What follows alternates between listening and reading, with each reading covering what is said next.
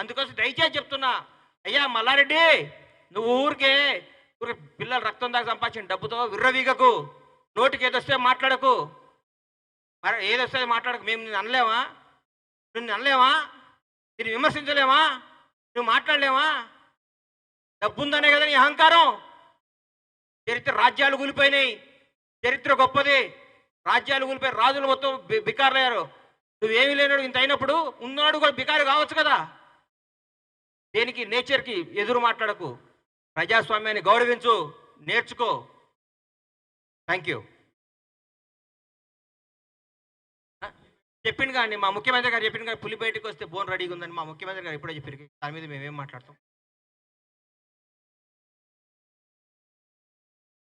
చేసిన మల్కాజ్గిరి పార్లమెంట్ అభ్యర్థిగా టికెట్ కోసం అప్లై దరఖాస్తు చేయడం జరిగింది.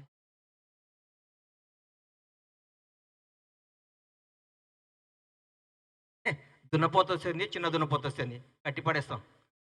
మల్కాజ్గిరిలో కాంగ్రెస్ జెండా ఎగురుతుంది. ఎవరికి టికెట్ బ్రహ్మాండమైన మెజార్టీతో గెలుస్తాను. నేను ఊరికి అట్లా మాట్లాడిన అందరిలాగా బీఆర్ఎస్ ప్రభుత్వం లాగా దుమ్ము దులుపుతా, ఎగురుతా, గంతేస్తా అని. గెలుస్తాం, టికెట్ వస్తే గెలుస్తాం.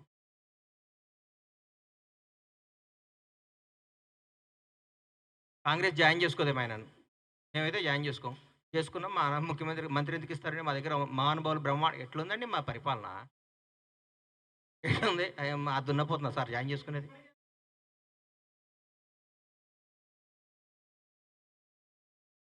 అవన్నీ నాకు తెలియదండి.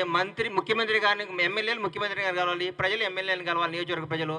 మా ఎమ్మెల్యే వచ్చి ఆ మంత్రినో ముఖ్యమంత్రి గారిని కలుస్తారు. ఎందుకు కలుస్తారు? సమస్యల కోసం కలుస్తారు.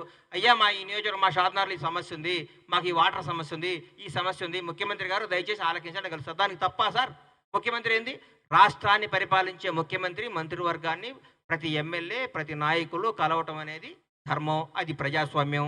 వాళ్ళలాగా మంత్రులు కలవకుండా, ఎమ్మెల్యేలు కలవకుండా ఒక దాంట్లో ఉండి ముఖ్యమంత్రిని కలవాలంటే తిరుపతి దర్శనం కూడా అయితే ముఖ్యమంత్రి దర్శనం కాదన్నట్టు కాదు కదా. మా ప్రజల ముఖ్యమంత్రి, ప్రజా ముఖ్యమంత్రి. మా ముఖ్యమంత్రి గారు అందరికి అందుబాటులో ఉంటారు. 5 నుంచి అపాయింట్మెంట్లు ఇస్తున్నారు, నైట్ 11 దాకా మీటింగులు చేస్తున్నారు. ఇది ప్రజాపాలన. దీన్ని ఎట్లా తప్పుగా పడతారో నాకు అర్థమవుతలేదు.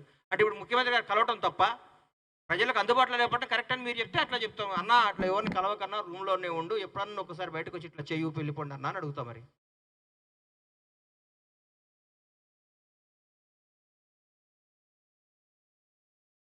మల్కాజ్గిరి అంటే మల్కాజ్గిరి హైదరాబాద్ సిటీలో ఉంది. నాకు మల్కాజ్గిరిలో చేయాలని అప్లికేషన్ పెట్టా. పెద్దలు ఆమోదించి, అనుగ్రహించి, నన్ను నమ్మి నాకు టికెట్ ఇస్తే ఘన విజయం సాధిస్తా. నాకు టికెట్ ఇవ్వకుండా ఇస్తారని ఆశిస్తున్నా. చేయను, చేయనన్నా. మల్కాజ్గిరి వస్తుంది, చేస్తా. ఎందుకు రాదని అంటారు?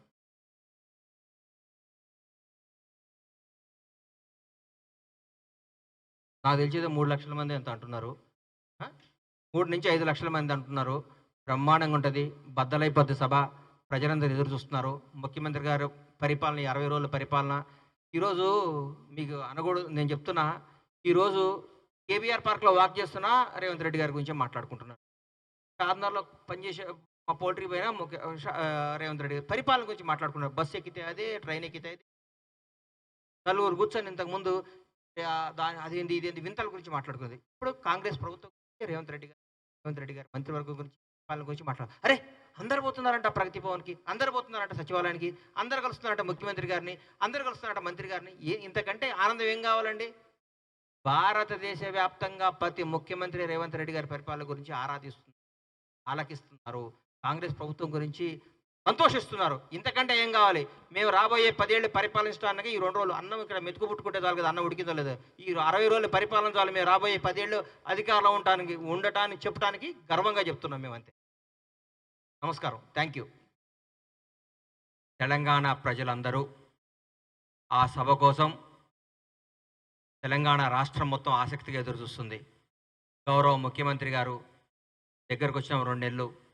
ఈ 2 నెలల్లో ముఖ్యమంత్రి గారు చేసిన అద్భుతమైన పరిపాలన, తెలంగాణ ప్రజల హృదయాలు దోసుకున్న తీరు, తెలంగాణలో ఈ సస్యశ్యామలమైన ఈ పరిపాలనలో అంతా సంతోషంగా ఉన్నారు. అప్పట్లో చరిత్రలో ఉండేది, పాండవులు ఎక్కడుంటే అక్కడ అన్నీ శుభాలే జరుగుతున్నాయి, మంచిగా జరుగుతుంది, అన్నీ బాగుంటాయి అనే చిన్నప్పుడు మేము చరిత్రలో చదువుకున్నాం. అది ఈ 60 రోజుల నుంచి జరుగుతుంది. ఇద్దరు కలిస్తే మాట్లాడుకునేది కాంగ్రెస్ పరిపాలన గురించి. ఎక్కడ మాట్లాడిన డిస్కషన్ కాంగ్రెస్ పరిపాలన. అబ్బా! అద్భుతంగా జరుగుతుంది రేవంత్ రెడ్డి గారు మంత్రివర్గం కానీ, రేవంత్ రెడ్డి గారు కానీ, కాంగ్రెస్ పరిపాలన కానీ.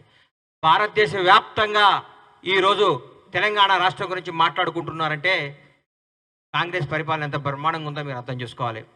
గౌరవనీయుల మంత్రులు, మాజీ మంత్రులు కానీ, ముఖ్యమంత్రులు గారు కానీ వాళ్ళు మాట్లాడుతున్న తీరు చూస్తుంటే చాలా బాధగా ఉంది, చాలా దుఃఖమేస్తుంది నాకు. నిన్న గౌరవ ముఖ్యమంత్రి గారు, పెద్దలు కేసీఆర్ గారు, మీరెవరు ముఖ్యమంత్రి గారిని కలవద్దు అంటున్నారు. వాళ్ళు జనం ఓటేపించి గెలిచిన ఎమ్మెల్యేలు ముఖ్యమంత్రి గారిని ఎవరిని కలుస్తారండి? వాళ్ళ సమస్యలు తీరవద్దా? వాళ్ళ సమస్యలు సాల్వ్ చేసుకోవద్దా? ప్రజలకు వాళ్ళు సేవ చేయొద్దా? వాళ్ళు కలవద్దా? వచ్చి ఓన్లీ తెలంగాణ భవన్లో కూర్చొని మీటింగ్లు చెప్పుకోవాలి, వెళ్ళిపోవాలనా? ప్రభుత్వాన్ని తిట్టాలనా? ప్రజాసేవ చేయొద్దండి? కోట్ల మంది ఆశలతో మీ ఎమ్మెల్యేలు 1,00,000 మంది 2,00,000 మంది ఓటేస్తే గెలిచిన ఎమ్మెల్యేకి వాళ్ళ సమస్యలు తీరవాలా వద్దా? సమస్యలు సాల్వ్ చేయాలి కదా. సమస్యలు సాల్వ్ చేయాలంటే ఎవరు? రాష్ట్రాన్ని పరిపాలిస్తున్న రేవంత్ రెడ్డి గారు, ముఖ్యమంత్రి గారు. గౌరవ ముఖ్యమంత్రి గారిని కలిసి, అయ్యా మా గజ్వేల్లో ఈ సమస్య ఉంది, మా సిద్దిపేటలో ఈ సమస్య ఉంది, మా సిరిసిల్లలో ఈ సమస్య ఉంది, మీకు చేస్తే మమ్మల్ని నమ్మించిన ఓటర్కు న్యాయం చేసినట్టుంటుందని మా అప్లికేషన్ చేసుకోవాలి. ఎవరు చెప్పాలి? గాలికి వదిలేయాలన్నా జనాన్ని? మిమ్మల్ని నమ్మి ఓట్లు వేసిన వాళ్ళని గాలికి వదిలేసి మీరు పట్టించుకోకుండా మీరు ఊరికే రేవంత్ రెడ్డి గారు అజ్జేయట్లేదు, రేవంత్ రెడ్డి గారు ఇచ్చేయట్లేదు, కాంగ్రెస్ ప్రభుత్వం ఇచ్చేయట్లేదు, అనవసరంగా ఎన్నుకున్నారు, తప్పు చేశారు, అది ఇదని మీరు మాట్లాడుకుంటా మీకు ఉష్ణాయసం తప్ప 5 సంవత్సరాల వరకు ఎన్నికలు రావు, ఇబ్బంది లేదు.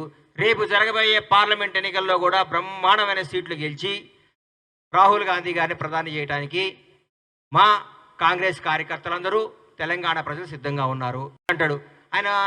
ఆయన నిజంగా చిన్నప్పుడు నేను బర్రెగిట్లా గరిచిందో నాకు అర్థం కాదు. ఆయన ఏం పిచ్చి మాటలు, ఒక్కొక్క రోజు ఒక్కొక్క మాటలు మాట్లాడుతారు. ఆయన పోలికనే బర్రె పోలిక అనుకుంటే కూడా ఆయన మాటలు కూడా బర్రె బ్రెయిన్ ఉందా లేదా? నువ్వు పిల్లలు రక్తం తాగి స్కూళ్ళు కట్టి దాచుకొని ఇలా రాజకీయాన్ని కొంటున్నావు నువ్వు. రాజకీయాన్ని కొంటున్నాడు మల్లారెడ్డి గారు. మాట్లాడితే ముఖ్యమంత్రి గారిని ఎట్లా పడితే అట్లా కామెంట్ చేస్తున్నావు. నీ స్థాయి తగ్గట్టు మాట్లాడు మల్లారెడ్డి గారు. డబ్బు ఉంటే సరిపోదు, డబ్బు ఒక్కటే కాదు నీకు కావాల్సింది, డబ్బు ఉందనే కదా నీకు అహంకారం. పిల్లలు రక్తం తల్లిదండ్రులు కష్టపడి చదివించి వాళ్ళు కష్టపడి నీ పిల్లలకు ఫీజు కడితే ఆ రక్తం దాగి నువ్వు కోట్లు సంపాదించి విర్రవీగి మాట్లాడకు. ముఖ్యమంత్రి గారు అంటే గౌరవి, ఆ పదానికి గౌరవి. రేవంత్ రెడ్డి గారిని ఏకవచనం సంబోధిస్తున్నావు. దున్నపోతు నీకే చెప్తున్నా, దున్నపోతు వ్యవహారాలు చేయకు. నువ్వు గోవాలో హోటల్ కాకుండా ఏమైనా చేసుకో, గోవాలో హోటల్ పెట్టుకో, క్యాసినో పెట్టుకో. నీ బతుకేది కదా, నీ దొంగ బతుకునేది, దొంగ భూములు లాక్కునే బతుకునేది. ఎందుకు నీ మీద ఎంతోమంది పిల్లల భవిష్యత్తులోనే వాళ్ళని బాగా చదివి నిన్ను నమ్మి పిల్లల్ని జాయిన్ చేస్తున్నారు. వాళ్ళ జీవితాలు అన్యాయం చేయకు. నీ స్వార్థం కోసం పిల్లల్ని అన్యాయం చేయకు. మల్లారెడ్డి ఇన్స్టిట్యూషన్స్ అని పెట్టుకున్నావు, దేవుడు నీకు మంచి పేరు ఇచ్చిండు. నీ మల్లారెడ్డి కాదు, మీ నాన్న మల్లారెడ్డి, మీ తాత మల్లారెడ్డి, ఇంకో మల్లారెడ్డి వచ్చినా ఈరోజు కాంగ్రెస్ ప్రభుత్వాన్ని ఏం చేయలేరు, రేవంత్ రెడ్డి గారిని ముట్టుకోలేరు. మీరు గుర్తుపెట్టుకోండి. దయచేసి చెప్తున్నా, కాంగ్రెస్ ప్రభుత్వం అద్భుతంగా పరిపాలిస్తుంది. ఇంకో 2 గ్యారెంటీలు ఇస్తుంది. రేవంత్ రెడ్డి గారు 20 గంటలు పనిచేస్తున్నాడు. ఈ మధ్యకాలంలో భారతదేశంలో ఏ ముఖ్యమంత్రి పడినంత కష్టం రేవంత్ రెడ్డి గారు పడుతున్నాడు. రోజుకి 20 గంటలు పనిచేస్తున్న ఏకైక ముఖ్యమంత్రి మాకు తెలిసిన ముఖ్యమంత్రి. ఆయన పెట్టిన ఆఫీసర్లే తెలుస్తుంది సార్ ఆయన ఎంత గొప్పోడో. ఆయన ఇవాళ నిర్మించిన ఆఫీసర్లు, మత్సలేని ఆఫీసర్లను పెట్టి తెలంగాణ రాష్ట్రాన్ని నడిపిస్తున్నాడు.